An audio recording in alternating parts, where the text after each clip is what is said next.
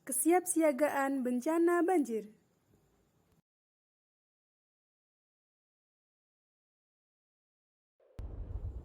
Banjir merupakan peristiwa ketika meluapnya air laut, air sungai ataupun danau karena jumlah air yang melebihi daya tampung.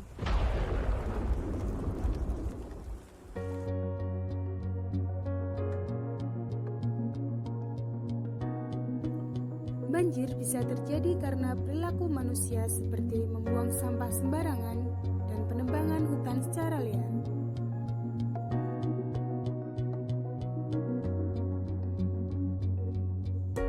Penumpukan sampah menyebabkan aliran sungai menjadi terhambat.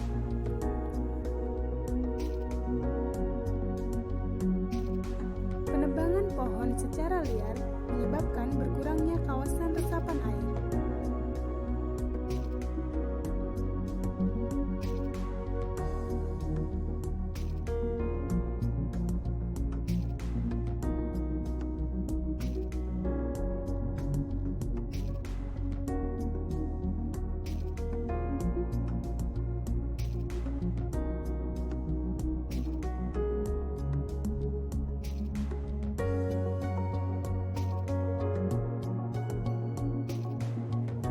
Kesiapsiagaan bencana banjir terdiri dari 3 tahapan: pra-bencana, bencana, dan pasca bencana. Hal-hal yang harus kita lakukan sebelum banjir terjadi antara lain: mengetahui tingkat kerentanan tempat tinggal terhadap zona banjir, mengetahui cara melindungi rumah dari banjir, mengetahui aliran pada saluran air. Kita juga harus melatih diri dan anggota keluarga berkaitan dengan hal-hal yang harus dilakukan ketika banjir terjadi.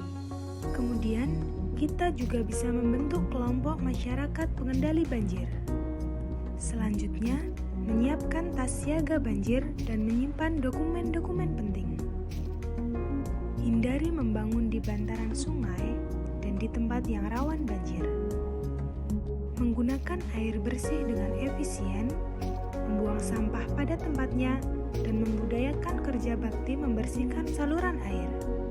Hal-hal yang harus kita lakukan ketika banjir terjadi: selalu simak informasi terkait banjir, waspada terhadap arus air, dan segera lakukan evakuasi ke tempat yang lebih tinggi. Perhatikan jalur evakuasi, kemudian amankan rumah dan juga barang berharga. Segera matikan arus listrik. Hubungi pihak yang berwenang dan segera pergi ke pengungsian. Kemudian bersihkan dan siapkan penampungan air bersih. Hal-hal yang harus kita lakukan setelah banjir terjadi: berikan bantuan tempat perlindungan darurat,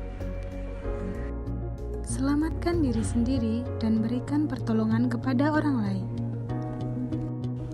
Waspada dengan kabel dan instalasi listrik.